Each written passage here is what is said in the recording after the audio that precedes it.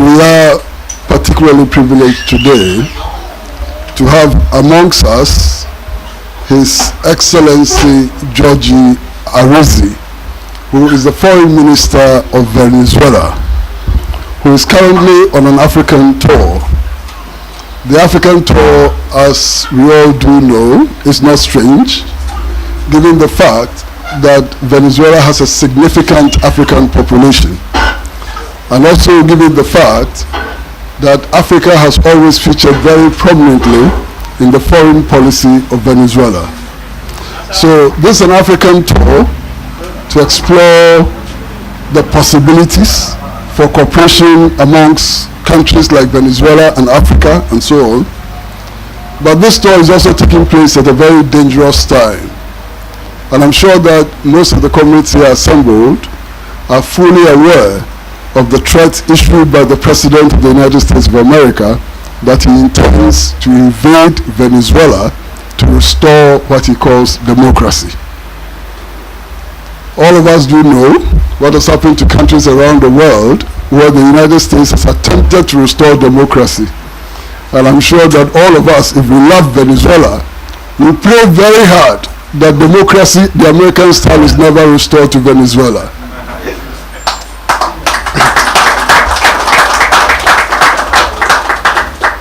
We are gathered in this very small room, which is the theater for meetings of the Socialist Forum of Ghana. It's a very, very small room, but many things have happened from here. Indeed, it is from this very room that we managed to make petroleum prices an election issue in Ghana. It was never an election issue in Ghana until we took it up. From this very room, we published a number of books, including the declassified documents of the Central Intelligence Agency of the United States of America, on how they overthrew the Nkrumah government with our comments.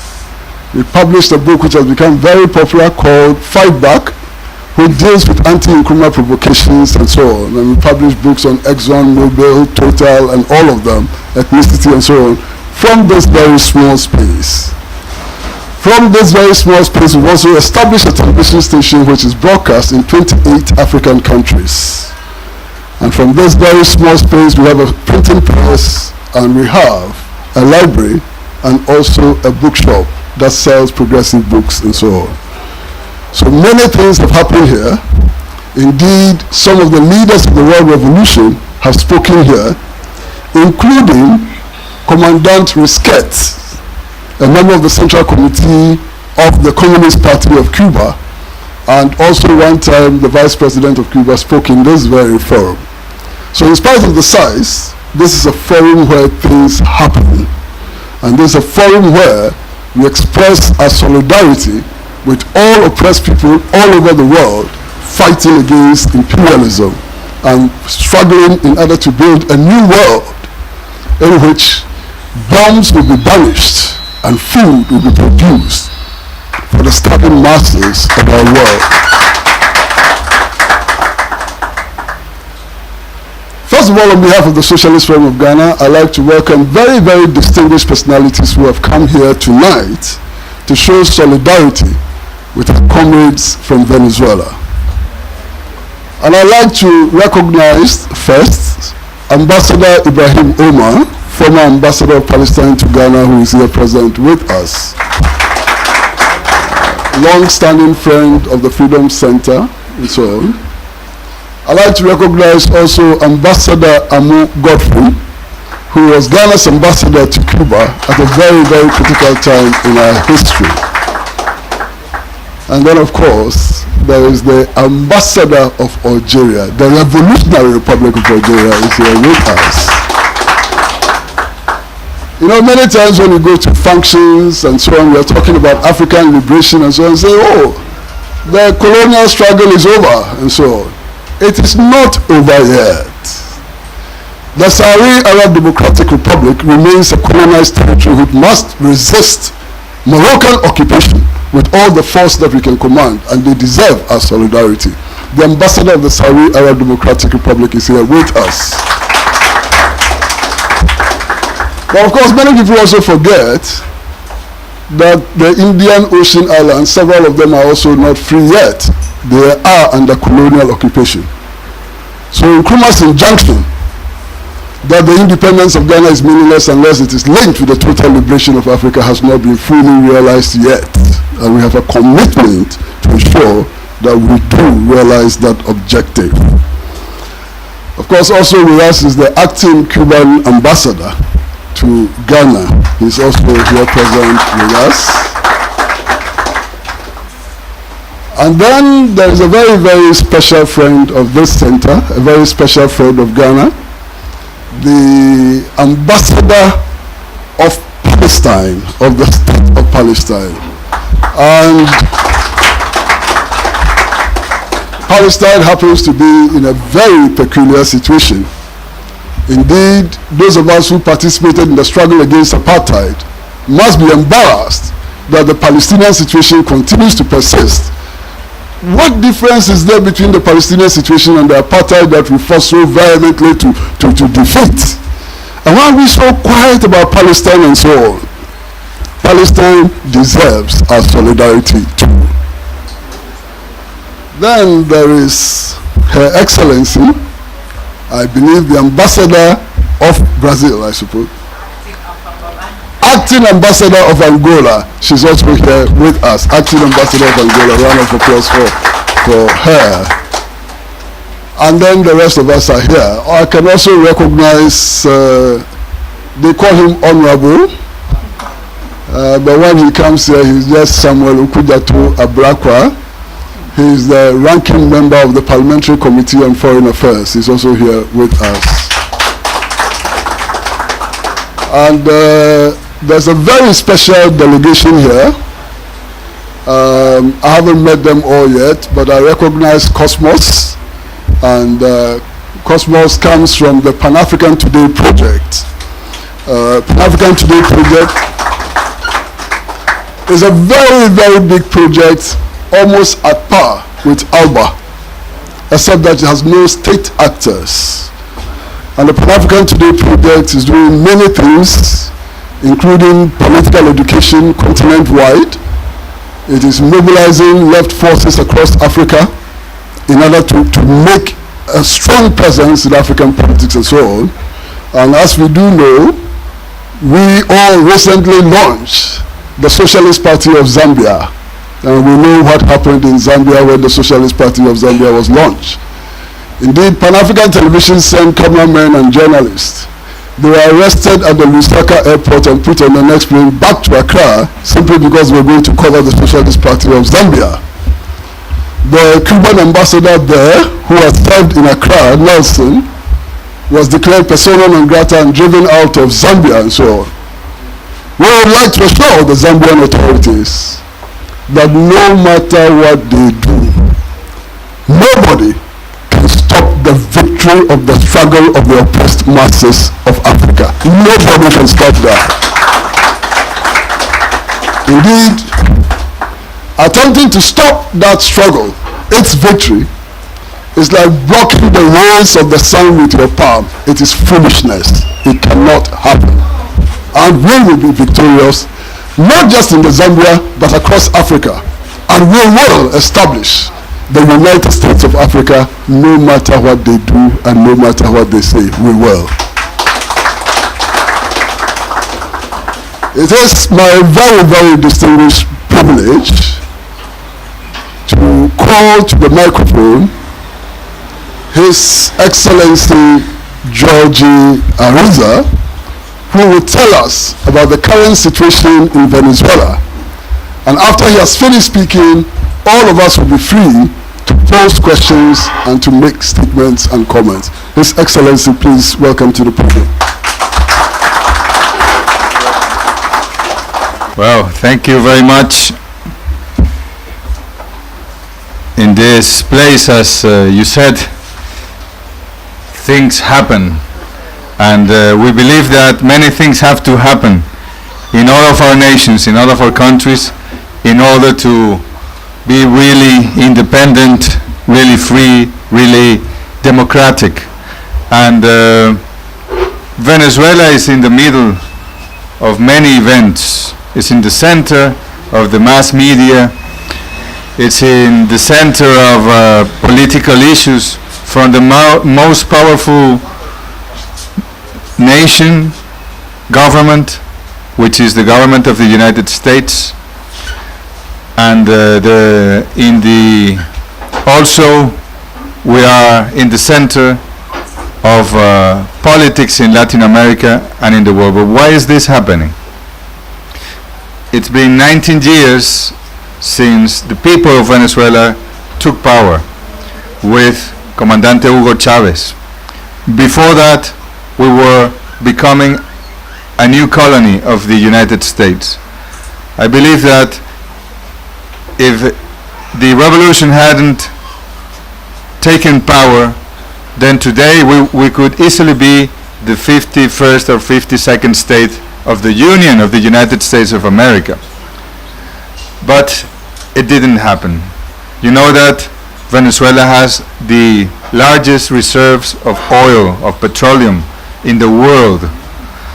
We have gas, we have gold, we have diamond, we have silver, copper, we have iron, we have a lot of natural resources, water, and the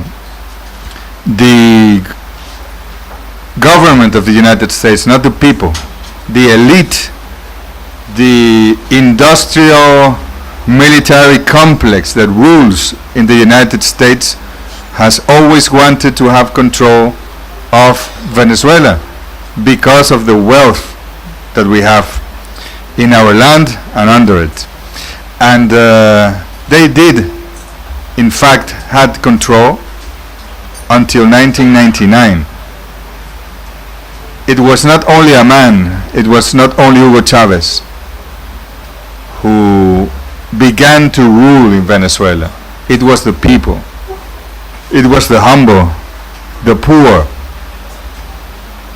And from the United States administrations, using the CIA, the USAID, the NED, and all the tools that they have tried to overthrow our government many times. They successfully did it once in April 2002, when there was a coup d'etat with the military, with the media, with the chambers of businessmen, companies, but it only lasted 47 hours, not even 2 days, because the people and the people with military uniform, the military of Venezuela, were able to rescue Comandante Chavez and put him where he should be, in power. We have had 25 different kind of elections, many of them in 98, in 2000, in 2004, in 2006, in 2012, in some way 2009 as well, and 2013 and 2017. 9 of them have been presidential elections. And the US and the national bourgeoisie in Venezuela have funded the opposition parties, have gotten them together in spite of the differences that they can have, in order to win the elections, and they have failed. We only lost 2 elections. A proposal to reform the Constitution in 2007 and the National Assembly elections in 2015. And we accepted the results, and we kept on struggling. But they have lost 23 times.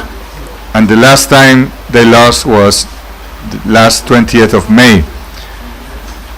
In spite of all the pressure that they put against the Venezuelan people, in spite of the sanctions, there were so-called sanctions, which is an attempt to completely block the Venezuelan economy. In spite of all of that, they weren't able to convince the Venezuelan people to vote against themselves, to vote against their government. And the Venezuelan people supported Presidente Maduro by a wide margin. So it is a very good news, but it is also a bad news. In what sense? They have exhausted all the means. And a year ago, well, less than a year ago, in August, the President of the United States, this fellow, orange hair fellow called Trump, he threatened Venezuela with a military operation directly.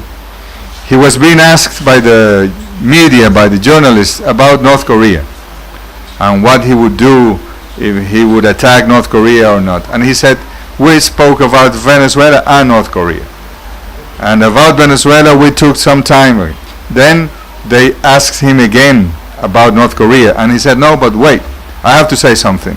By the way, we do not discard a military operation against the socialist dictatorship of Maduro because he's making his people starve and the people are suffering and it's not a democracy and all that.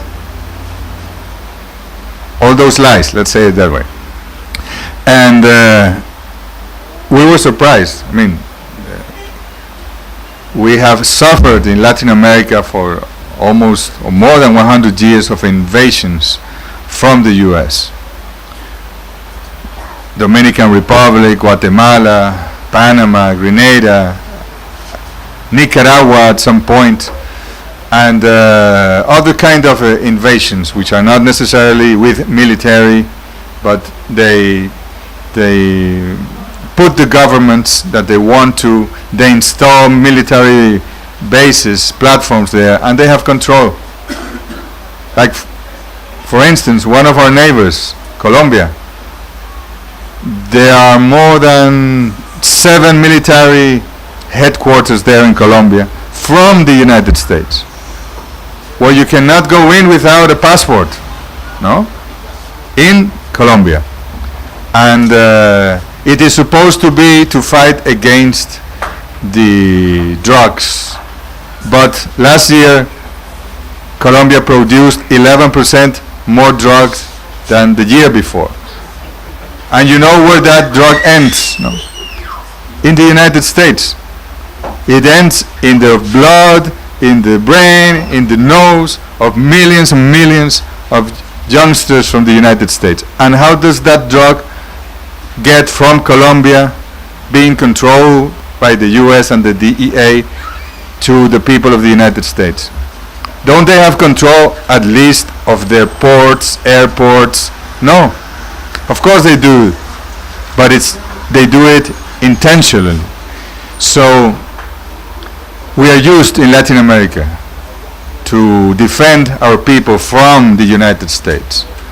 But once, of course, we had Cuba for years and years, almost alone. Then they were joined by Nicaragua, but the United States at that moment, they had a strategy, and finally the Sandinista movement in Nicaragua was some way overthrown. And then Chavez came. The Venezuelan people came in 1999. But with Chavez then came Lula da Silva in Brazil. He's imprisoned now at this moment, because if he were released, he would win the elections this year. That's why he's in prison. Then came Evo Morales in Bolivia. The Sandinistas won again in Nicaragua, El Salvador, Ecuador. So Argentina, the political map of Latin America moved towards the left. Some of them were revolutions, some of them were socialist, some of them were progressive.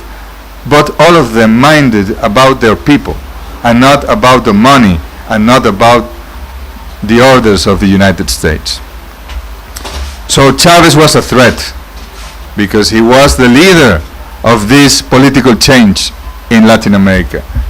And the Bolivarian Revolution is a threat. It's not a threat in the way that they have established it in an executive order from President Obama, where they say that Venezuela is an unusual and extraordinary threat against the national security of the United States. We don't have missiles, we don't have arsenal, nuclear power like North Korea, Kim Jong-un, etc. We are no threat from that point of view, but we are a threat to their ideology, to their system, to their control over the Latin American countries. So that's why all these attempts, when our commander passed away in 2013, the US advisors thought that that was the time to get rid of the Bolivarian revolution, because President Maduro was not Chavez. No, he was new in business and as a president. He didn't have the leadership that Chavez had, not only in Venezuela but all over the world. They thought it was going to be easy, but it wasn't. They have failed once and again, and they will keep on failing, because our people have consciousness, our people are free, our people are independent, and that is why our people voted for Maduro last elections. So, do we have problems, trouble in Venezuela? Of course we have, like any other country in the world, but our economy is not in a good shape at the moment. There is a very serious problem with inflation, which is in part, in the majority of the inflation is caused by all these political attacks against Venezuela, by the sanctions against Venezuela. It is also product of attacks to our currency, against our currency. And what President Maduro is doing now is focusing on the economy.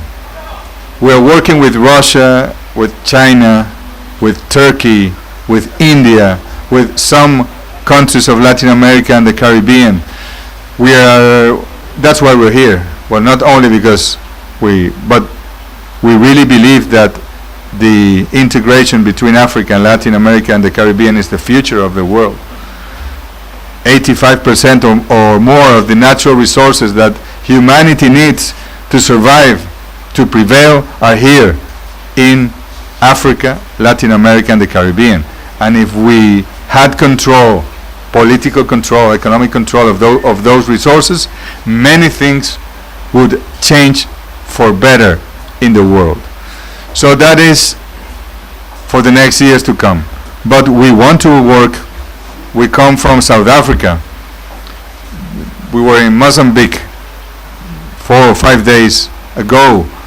In February, we visited Nigeria, Angola, Equatorial Guinea, the Republic of Congo, the Democratic Republic of Congo, Ethiopia, Egypt. It's the first time that a minister of the Bolivarian Republic of Venezuela has visited 10 African countries in 6 months? Less, 5 months. And I still have pending, how many? 45 countries. So we have to enhance and we have to work together, because if not, the imperialism will do what they want, and we cannot accept that. We are under pressure. We are in the center of the events. Bad things are happening in Colombia. Very bad things are happening in Mexico, although the elections 10 days ago, a good man, a progressive man, won the elections, but the last governments have been terrible for Mexico. Bad things are happening in the United States with the immigrants. They are expelling people. They don't like the people, well, they like some kind of people from other countries, the ones that have money, the ones that can invest, but they don't like others. It's America first, or it's Trump only, no? So we have to defend ourselves, and we have to work with our friends, brothers, sisters, and allies to defend each other. This is the time. This is the right time. The humanity with capitalism will not give us 200 years or 100 years more. If capitalism prevails, if we don't change the world today, in the next decades, then our grandchildren will have no food, will have no water, will have no energy, and probably not even oxygen. It seems dramatical, but it's not. It's the truth. We have to do it today. So that's why we are here, and we have the support of social movements, of left-wing parties all over the world, solidarity with the Venezuelan cause, but we also have to work through the institutions, through the governments. And for instance, for President Maduro, it was a very good news to hear about the free trade zone that is being built, worked by the African Union, by all the countries of Africa. It's a free trade zone not with Europe, not with the US, but amongst the African countries, the African economies. That is good news. But it can be better news if we can arrange a free trade zone of Africa with Latin America and the Caribbean. Then we would have control of our natural resources, of our trade. We can add value to our raw material with investment from within our countries. That could be the real future and process of economic independence of our peoples. It's not an easy way, so maybe that is what's going to happen because we are here today. Maybe in 20 years there will be as an economic zone, not only free trade, that's probably not the best name or term, an economic zone from Africa and Latin America. And many countries in the world, just hearing about this idea, they are already afraid. And they will begin to do things to stop this from happening. Even the free trade zone in Africa is already being looked with very bad eyes, with a lot of hostility by many of the powerful countries, governments in the world. So we have to work a lot, but we have to work. In the left movements, usually we have a big trouble. We divide, we fracture, we don't get united. At least in Latin America, it's that way. We have to get together. Sometimes it's the communists and the social democrats or the ecologists. We have to get together. The range is large. We need all the wills. We need all the people. We need of all the future, and we cannot divide that party now because he said so. He said something bad to me 10 years ago. We had a fight 5 months ago. No, we have to get together. The differences will always be there, and we will work on them. But we have to work on what we agree, and we agree that we have to save the world, that we have to save humanity, that we have to battle against socialism, that we have to be independent, that we have to unite, that the Pan-Africa project is possible, that the Latin America integration is possible. Of course it's possible, but we have to work without any kind of rest. Here there are important countries. Thank you, ambassadors, for coming. Solidarity with Cuba, solidarity with Palestine, always, of course. Venezuela has spoken loudly. Once a Palestinian asked me, he said, Minister, who is the most important Arab leader of the 21st century? I wasn't sure because Arafat had passed away, Nasser was not around. I wasn't sure. I said, no, I really don't know. And he said, Hugo Chavez. No? Not only with his people, not only with the Latin American people, but with the peoples. whomever wanted to be free and to be happy had a connection with Hugo Chavez, had a connection with Fidel Castro. And the Pan-African project of all those great African leaders, such as Kwame Nkrumah, is still alive. It has to happen. It has to be the future, not the past, but the future of the African nations. Many powers will try to avoid that from happening, will resist, but that is our challenge. That is your challenge. You have to make it in spite of all the resistance of the world.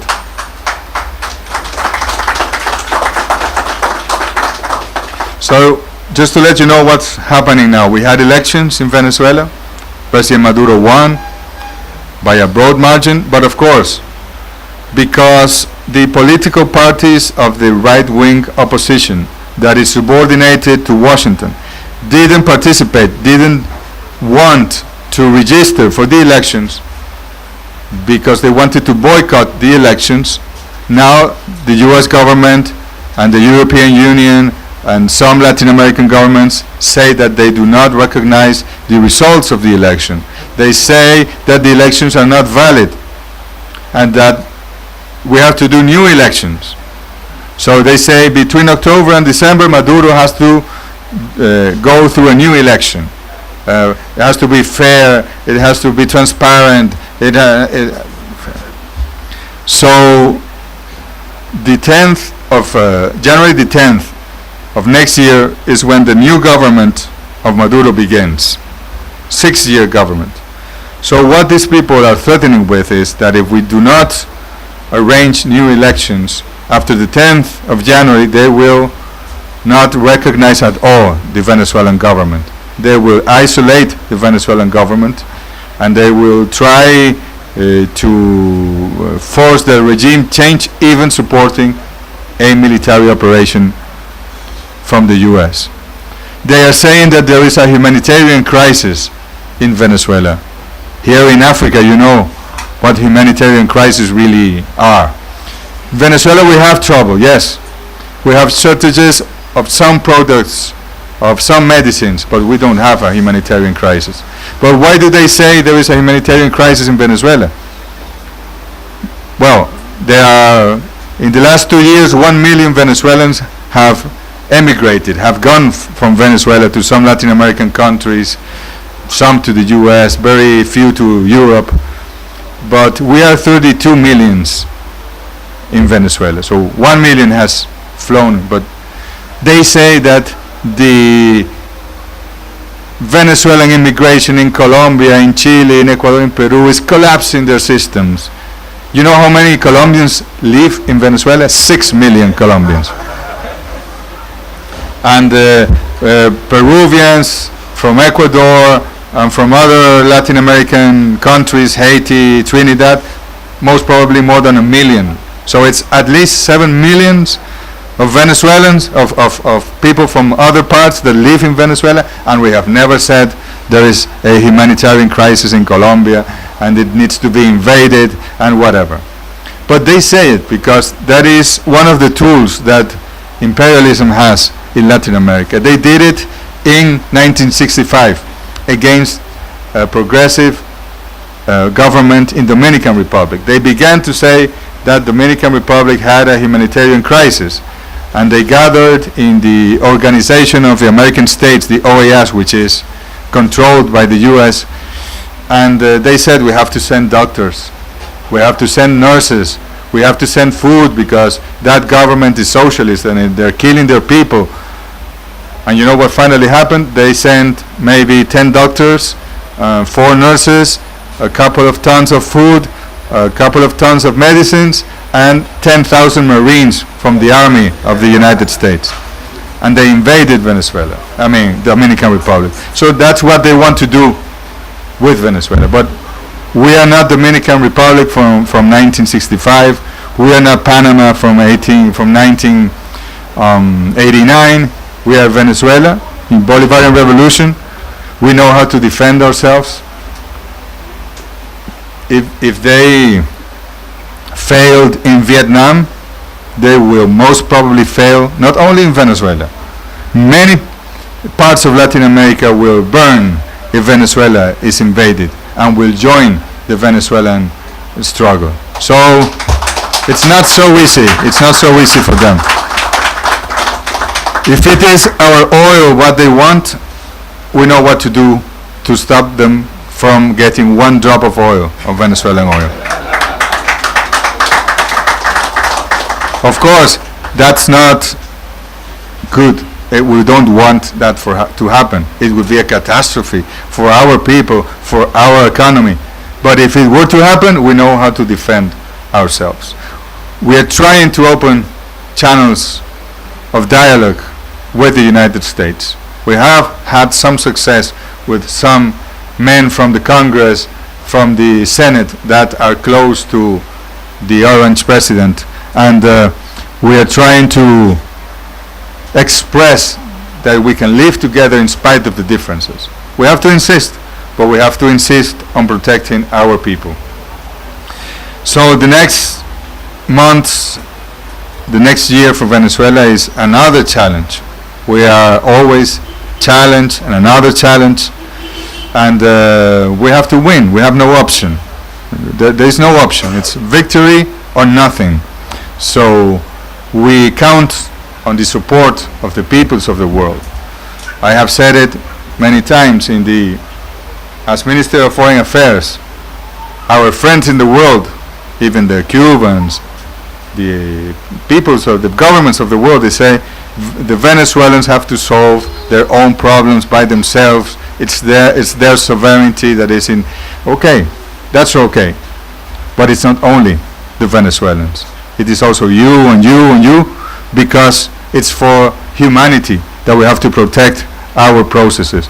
It's Cuba, it's Palestine, it's Syria, but it's Venezuela also. And we have to make it together. And without internationalism, without international solidarity, we won't make it. So it's not only the Venezuelans that have to do something about it and solve their internal affairs. It's always with our brothers and sisters solidarity that we can make it. So what we could ask the peoples of Africa, of Ghana in this case, is to keep on supporting the Venezuelan revolution, to talk out loud, speak out loud, and make the people know the truth about Venezuela. And then I am sure that with your support, that is going to be like gasoline for our people. That is going to foster our will, and we will make it, I am sure. But don't leave Venezuela alone. It is very important. Then I know some people from the left that don't like the Venezuelan revolution, not really because they don't have the approach that they should have, but because Venezuela is so bad seen in the media that if you shake Maduro's hand, then they're going to say you're a dictator. So no, I'm a democratic left. I am democratic socialist. I am not Maduro.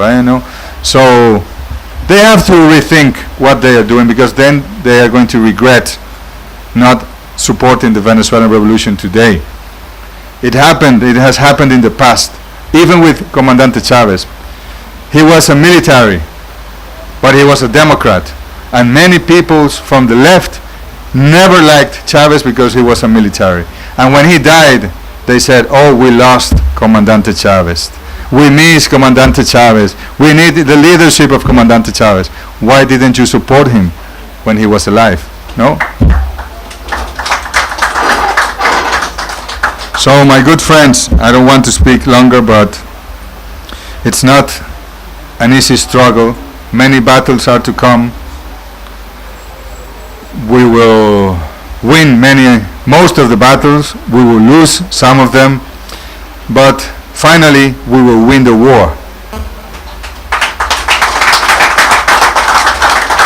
And we expect to win this war without shooting a gun. without suffering a war, only with our will, only with our peoples together, and only with the security, the assurance that the world has to be in peace, that wars have to be forbidden, that people have to eat at least 3 times a day, that there is enough land in the world and capabilities in the world as for the peoples to eat 6 times a day for every human being in the world. So why is it that some eat 5 times a day and some don't eat at all? So that is our challenge, and we say it seriously. It's today, it's not tomorrow. We have to do it now, or we never did it. We will not have to explain this to our grandchildren or great-grandchildren, because they won't even get to be born, because there will be no humanity. So this is the time. And all the national good causes, such as Palestine or Cuba or Venezuela or others in the world, have to be supported. And Africa is a great cause also for the world. We believe in Africa. Comandante Chavez taught us that Africa is not a continent where 55 or 54 or 55 nations are. No, it is our mother. It is Mother Africa.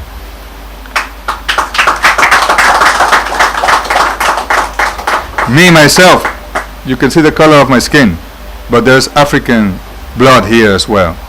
All the Venezuelans have African blood. It is a fact. It is a fact. I remember the mother of my grandmother, she was black, and the father of one of my grandfathers, I've seen his pictures, and he was Indian indigenous. So we are a blend, we are a mixture of cultures, but African blood is all over in Venezuela and the culture, and we are very proud of having African in heritage in Venezuela.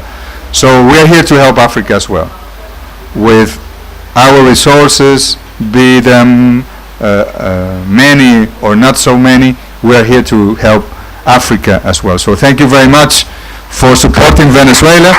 We count on you, and you can count on us. Muchas gracias.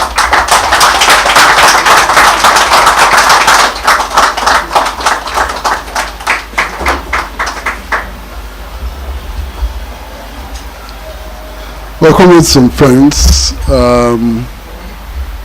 You all heard him, His Excellency, the Foreign Minister of Venezuela. In my earlier introductions, I missed or forgot to mention that the Islamic Republic of Iran is also represented here. The Islamic Republic of Iran is also represented here. We would now spend some time raising questions or making statements of solidarity. We don't have too much time, and I'm going to restrict this to about 15 to 20 minutes. So you raise your hand, and if I call you, you mention your name and possibly your organization. If you don't belong to an organization, it doesn't matter. But raise your hand if you want to ask a question or make a comment, and I'll give you the microphone.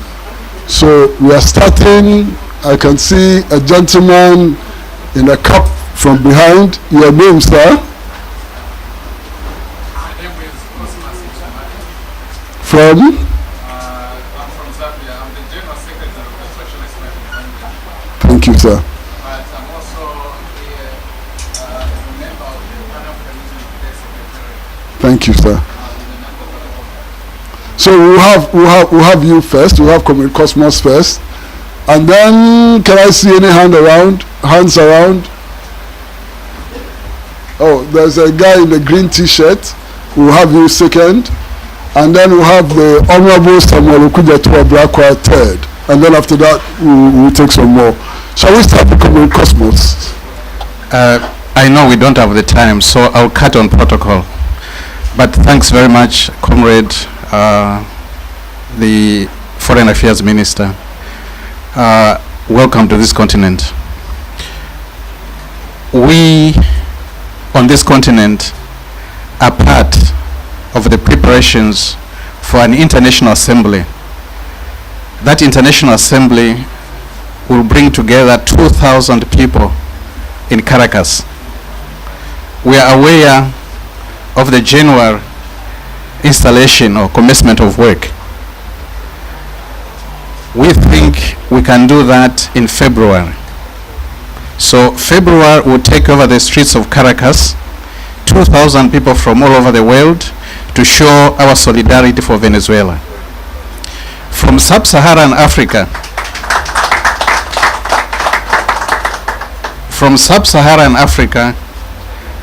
we'll be taking 200 people along with us.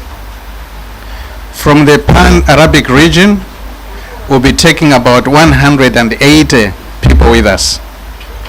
This is a huge logistical arrangement, but we feel this is very important to show that solidarity with Venezuela as soon as the government commences its work.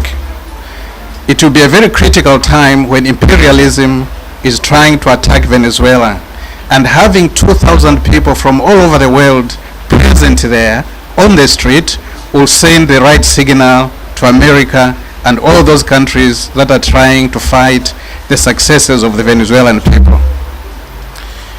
The other quick issue is this, that despite the difficulties Venezuela is going through, but Venezuela has not forgotten its international duties. Venezuela is still extending a hand to as many people as possible. I don't know whether I should say this, but let me say it. We had written a letter to Commandant Maduro. We said we need help with the students in universities to study medicine because our health situation in Africa is pathetic.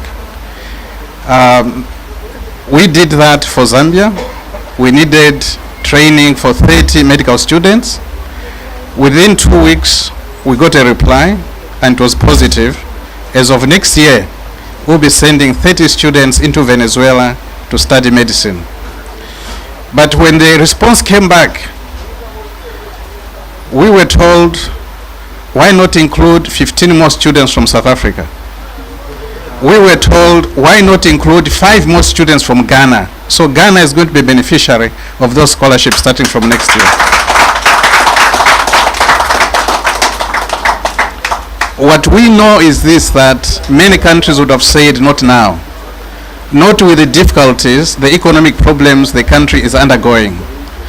But Venezuela, despite everything else, is ready to host our young people in its universities over the next 6 to 7 years.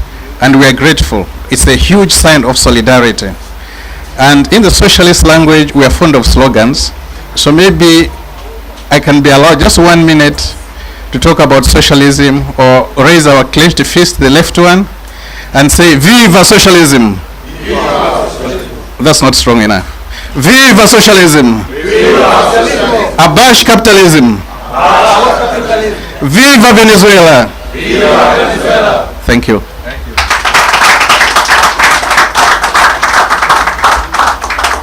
My name is Yakubu Abdul Kaim. I'm just a citizen. I'm not a journalist. I don't work for anybody. When I came here, I'm sad.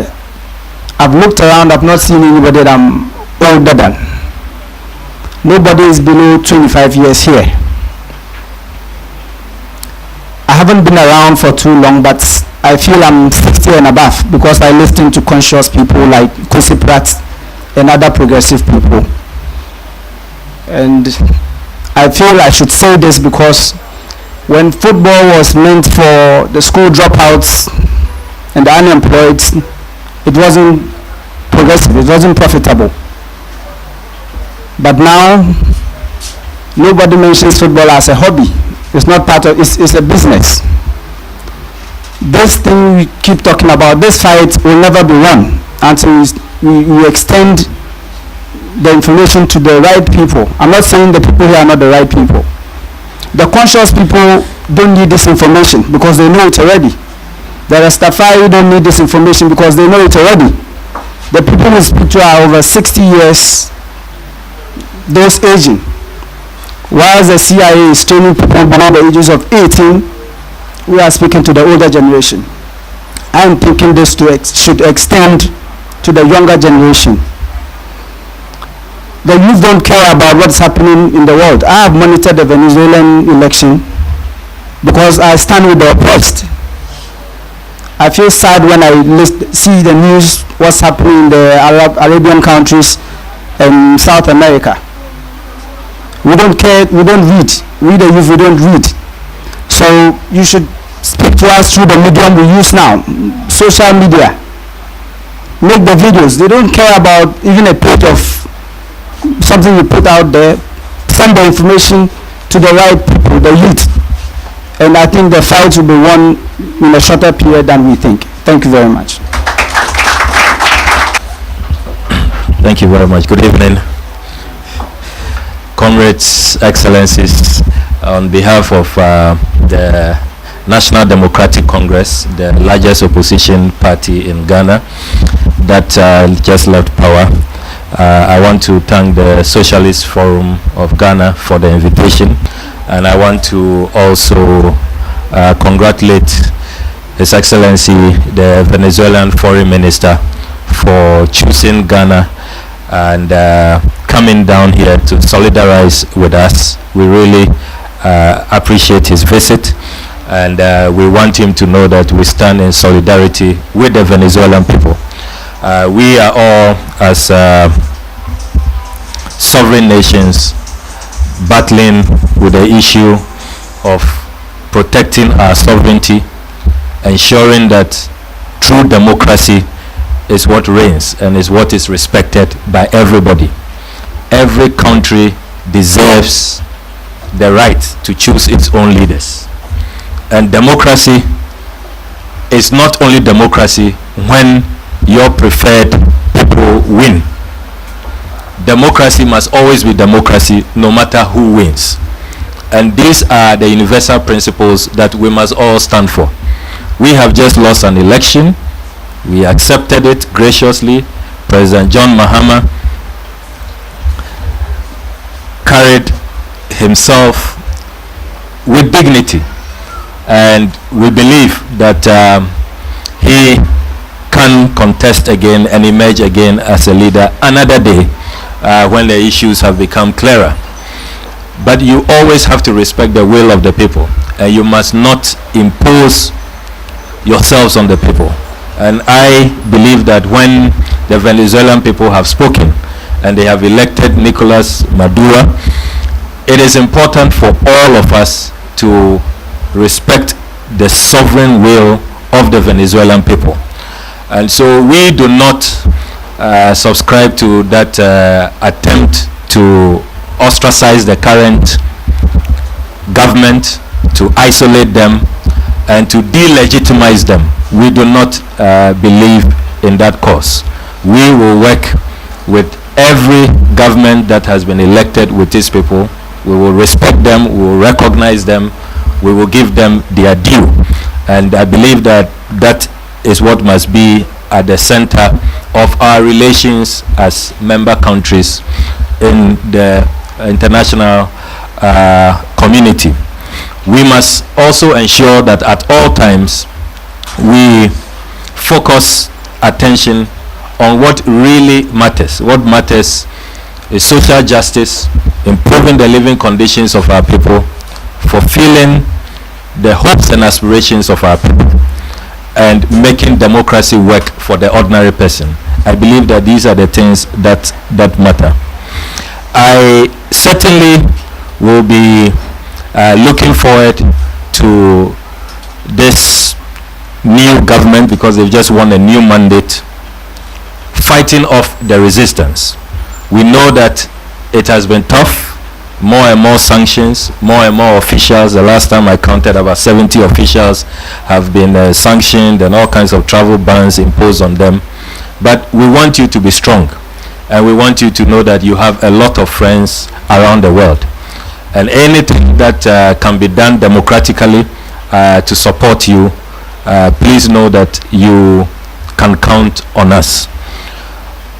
Before I sit, I would like to also ask a few questions because this is also an educative session to help us understand the situation in Venezuela currently. The first one has to do with latest news just 2 days ago. I was watching CNN and it has emerged that President Trump very recently discussed with top aides, and this was according to the report. This was the time Rex Tillerson was Secretary of State and Mark Nasser was still the National Security Advisor. He discussed with them the possibility of invading Venezuela, and according to the report, that still remains a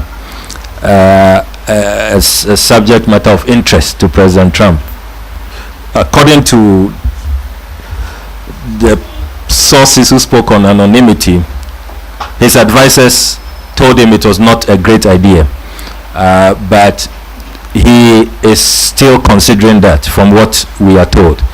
I would like to find out if the Venezuelan government has become aware of this and what strategies all of us in solidarity can adapt in preventing an invasion, which will be clearly a violation of international law and will be an affront to the people of Venezuela and to sovereign countries everywhere in the world. And my final question, if Comrade Pratt will allow me, has to do with the regional solidarity. I do not know if we are being misled by the international media, but we are told that Venezuela is not receiving support from countries in the region. Recently we are told that Panama, for example, has prevented Venezuelan businesses and Venezuelan government officials from entering their country. As we build strong solidarity in Africa and other parts, I'm happy to see many ambassadors here of progressive countries. I am quite worried that if it is true what the media is saying, that you don't seem to have regional support, the current government, then it may portend some difficulties moving forward. But maybe it may be an exaggerated account, not exactly accurate. So I just want to seek your indulgence if you can kindly help us understand that aspect. Thank you very much and welcome to Ghana.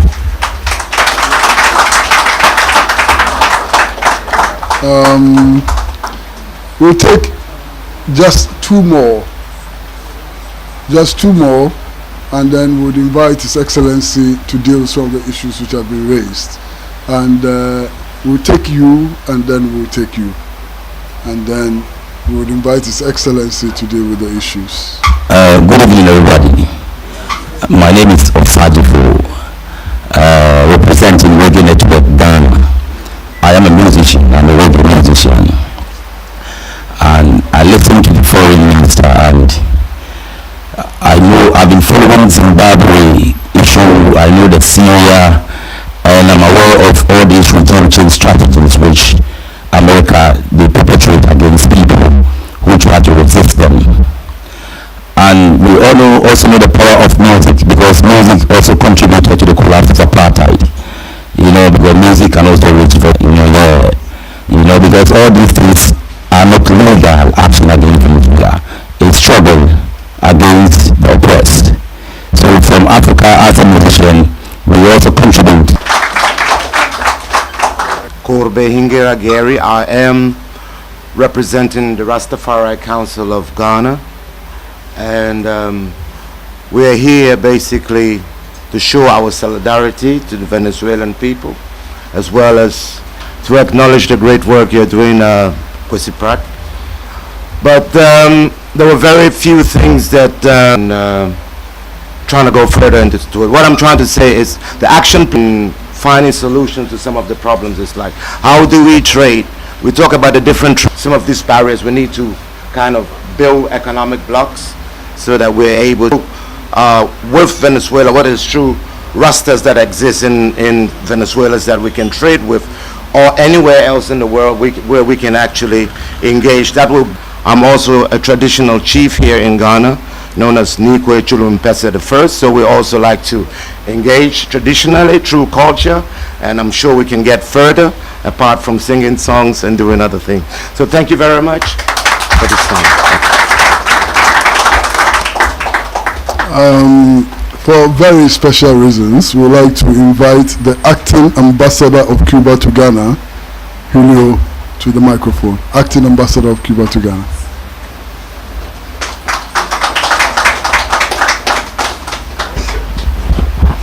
First of all, Comrade Kwesi, thank you for the invitation to stay here in this activity of solidarity with the border Bolivarian Republic of Venezuela. In the name of Cuba, you know what is the Cuban position in face to the Venezuela ratified by the Cuban government. Cuba is with Venezuela in the struggle for the sovereignty or for the control of the national resource. Our revolutionary process have been together since 1999 when the Commander Chavez triumphed in Venezuela. The connection among the Commander Chavez and Commander Fidel Castro was very strong in America. There was father of the new reality, of the new wave of the Latin America. This way, what is the situation of Venezuela? Venezuela is a country that is working for improve the level of the poor people. This is a big mistake of Maduro by the aid of the military complex, the government in the world. This is the problem. Similarity with the situation of the progressive force that got defeated in the 70, in the 80, in the 80, in the now. Is the same enemy, and this is the same way of overthrow progressive process. This way, Venezuela is today is an example of resistance, example of resilience, and example of democracy. Because the democracy, who is the democracy? Democracy in the etymology is the power of the people. And in the elections, the people of Venezuela talk.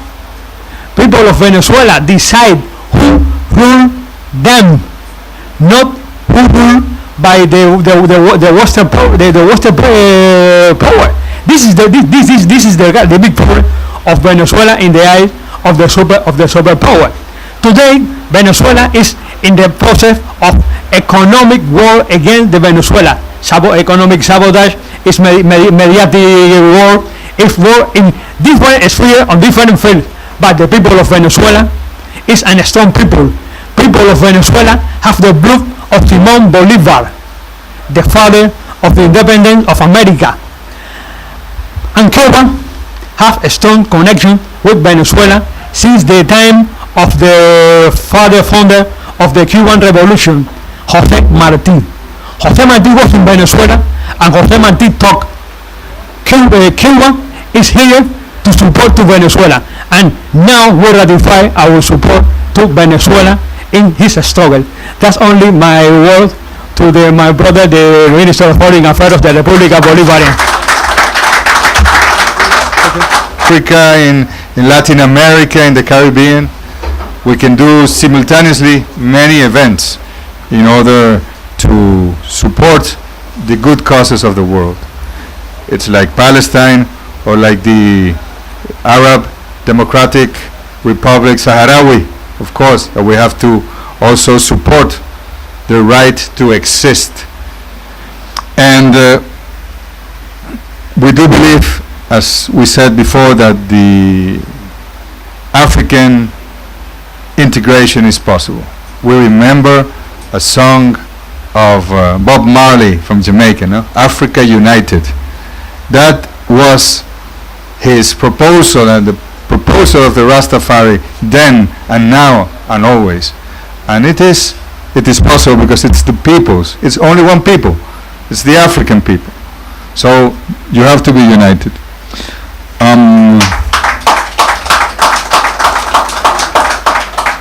About what our friend, very young friend said, we agree because it is true. We have to use the new methods. We have to use technology. We have to use the means that the youngsters use today, the language that they use today, the music that they hear today, in order to let the truth of Venezuela or of any good cause in the world to be understood. And that is something that even Comandante Chavez and now Maduro insists about. We have to use, in the case of Venezuela, the social networks are used a lot. But as you said, it is not a newspaper today, it's not a paper, it is not a sign, it is a video. That's true. We have to update to the new forms, the new methods of the young society. Absolutely true. It is not with the elder that we will make it, because this struggle is for the young, for the youth. Yes, yes, about this Trump thing. Where is that? Yeah, there you go. You know, when I spoke, told you about what Trump said to the media the 8th of August the 8th last year. Well, this meeting happened the 7th, the day before. And but it was now that the media, not the Venezuelan media or the Cuban media or the media from Iran, which is under attack as well. No, it was Associated Press, the news agency of the United States, that revealed the details of what had happened the day before.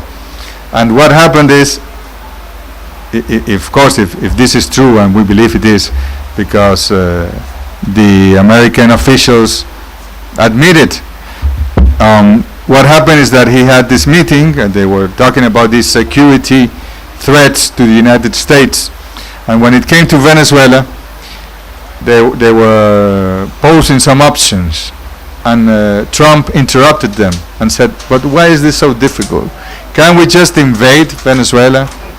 Can't we just kill Maduro or imprison him like we did with Noriega in Panama, and this is over? And the socialist regime dictatorship is over. It's easier. We have enough troops. We have enough power to do so." And these men, the military, are supposed to be more conservative than the civil presidents, no? And these men, military with stars here, they say, "No, President, that's not a good idea, because it can be the reaction, not only in Venezuela but all over the world, can be a threat to our national security." But Trump was not convinced. I believe he's not convinced. So that's why the day after, without being asked, he let the media know that he was thinking on a military operation against Venezuela. And the worst thing is that, as you said it, McMaster is not there anymore, Rex Tillerson is not there anymore, so now their substitutes are worse than them. They are really, how do you call, the hawks in the political map of the Republicans. They are at the right of the Republicans. So it is a risk, but there's also something very important that you have to know. In order to be elected President of the United States, you know, they have such a strange democracy that Hillary Clinton had more votes than Trump, you know? But the president is Trump. But in order to be President of the United States, you need the votes of the how do you call it, the schools? Electoral colleges of the states, no? And Florida gives a lot of votes. So you need the votes of the people of Florida. And who lives in Florida? Many people do, but a very big part of the population of Florida are Cubans that flew away from Cuba with the revolution, Venezuelans, and many others from Latin America, right-winged ideology that vote. So they need to give signals to those people that they are supporting them and that they are attacking Cuba, they are attacking Venezuela. So it's a political domestic issue that is there. And they will attack us because they need the votes of Florida. They will attack. That is why what President Obama and Raúl Castro had advanced, no? They had approached, they had dialogue, but now Trump went backwards again because he needs the votes of Florida in order to be re-elected as president. So it's Venezuela and Cuba are always involved in the domestic issues, not only in the United States. In all the campaigns in Latin America, you even see faked pictures of Chavez and the candidates of the left trying to make the people believe that he is the same as Chavez or the same as Maduro in every single country. Even in Spain, there is a left party, Podemos. We know some of them, but they are not Chavistas, they are not revolutionary, but the main opinion of the public there was that they were Chavistas. They were funded by the Venezuelan dictatorship, and that is in part why they couldn't get more votes. No, when I went to London, I never imagined, when I was reading the newspaper and the gathering, the annual gathering of the Conservative Party was being held those days.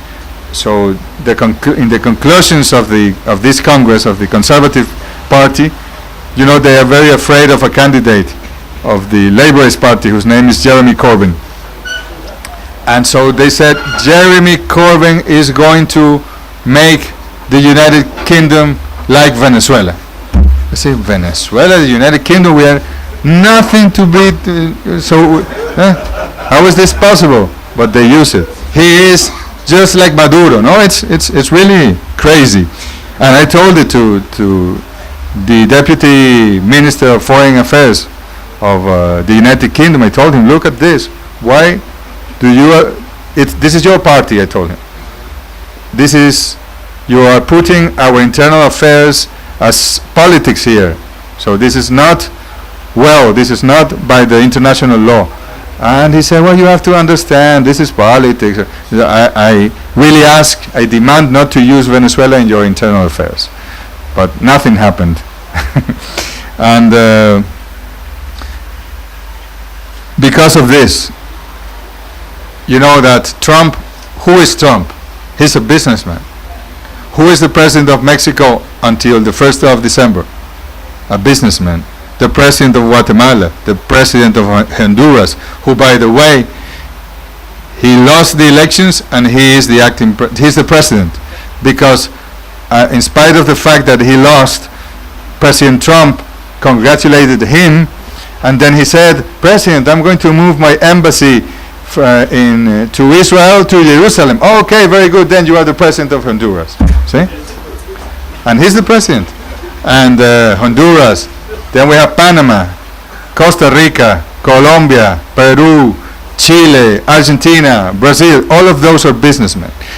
We have nothing against them, but they are right-wing businessmen. And this is like a big company ruled. The executive manager, the CEO, is Donald Trump, and these are his executive, no? And he tells them what to do. So you have to isolate Maduro. So it is not the people of Panama, it is not the people of Brazil, it is not the people of Colombia, it's the elite. These people who are ruling for the moment, for now, those countries. So yes, indeed, they gathered in a group, which is called the Grupo de Lima, because the first gathering was in Lima, in Peru. And their only task is to isolate Venezuela. If we want a Venezuelan official in the United Nations to be elected as in the Human Rights Council or in the Child Commission of something in the United Nations, they oppose. Why? Because it's Venezuela. And if someone wants to give credit to Venezuela, they oppose. If businessmen from their country want to make business with Venezuela, they stop it from happening. They are replying the sanctions in the banking system that the same. No, it's like if it were an order from the United States. You have to do this, then we do the same. And even in the European Union, they have sanctioned the Venezuelan. And when you read the documents, what they call resolutions or directives, when you read it, it's a copy paste from the documents of the Office of Treasury of the United States. So this is a plan. Again, Maduro is like a stone inside the shoe for them, and they want that stone out. Whatever mean they use, it doesn't matter. That is the issue. You see that now they are attacking Iran again. They had an agreement. This agreement was validated by the Security Council of the United Nations. So now the red-haired president says, no, we don't recognize that agreement, and we have to sanction Iran again. They have no right to develop the nuclear industry. We do. We can develop not only our industry, we can develop arsenals, but not Iran. Why? Because no. So that's the world where we are. But there's good news. In what sense? You know, Simón Bolívar, our liberator, said that many poles of power had to search in the world. And why? Because they have to balance themselves in order to have peace, in order to have wealth. It is not the same one only power, one only pole, like the US, trying to control the rest of the world, than if there is Russia here, if it's China there, if it's India there, if it's Africa united here, if it's Latin America and the Caribbean united there. So that is what we have to do. And if we get together both poles, Africa and Latin America and the Caribbean, we could be even more stronger than the US or than Russia. And about culture and integration and music, we in Venezuela, the Rastafari culture is present. In all of the Caribbean, Bob Marley and his generation in Jamaica, he's still alive in our people, no? So all the means you can use to tell us, as you said, we have to use videos, we have to use songs, we have to. But what you said about this new type of trade, intercontinental, that's very important. So we have to work on it as well. And from the Rastafari, it will grow on to the rest of the groups, of the cultural groups. And we appreciate if you do a demonstration to support the Venezuela, solidarity to Venezuela, that's good. But if you do a concert, a reggae concert, that's good as well. If you do a video with the youngsters, that's great. So all means are valid and are needed in this case. I believe I've covered all. Thank you very much.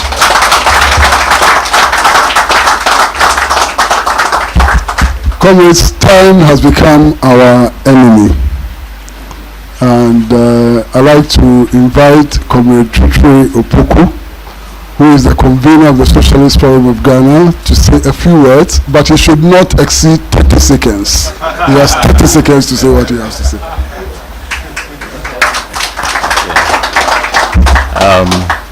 Good evening, comrades, friends, and especially Comrade Arreaza and your delegation. I apologize for coming late. I guess this then becomes a vote of thanks. So first, let me thank you for giving us this opportunity to express our solidarity with the people of Venezuela. In the struggle we're in today, there's nothing more important than the international solidarity of peoples facing imperialism, facing the forces of capital. It is in these activities that we strengthen our own struggle. We are socialists, and therefore by definition we're internationalists.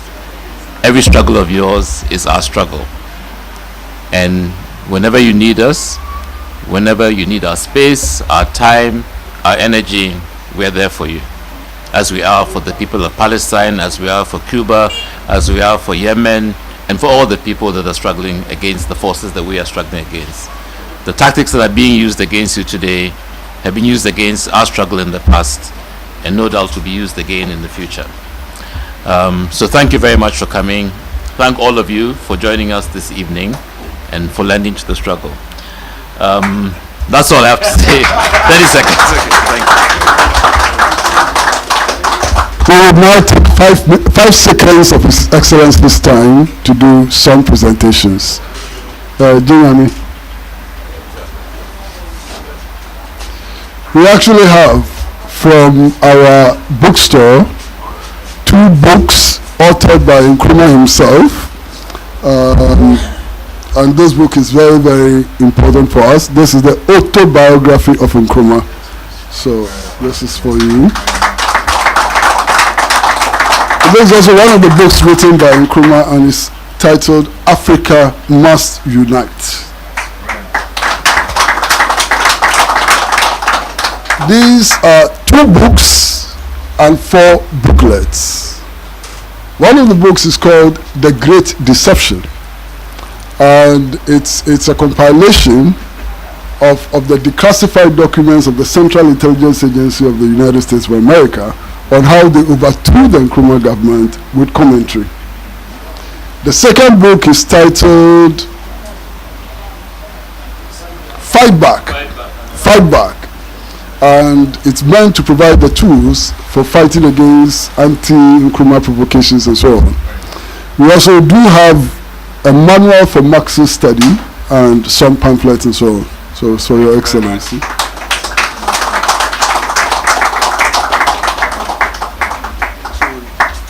And then Your Excellency will want to present you. So honored.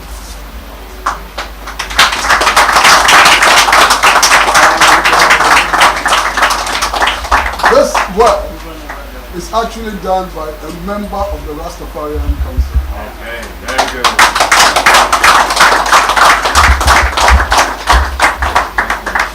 I got one from Mandela in South Africa. So I am so proud, so honored. Thank you very much.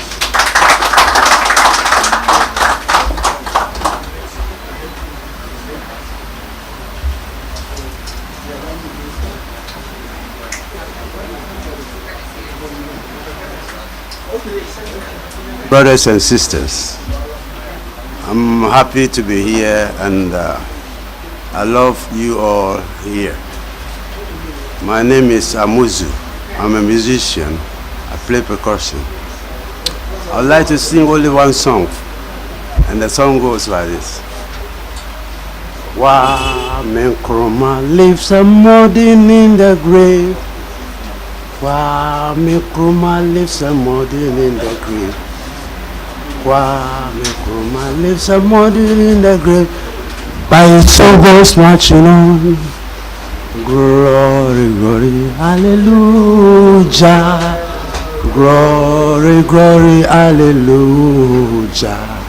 Glory, glory, hallelujah. By his soldiers marching on. The revolution continues.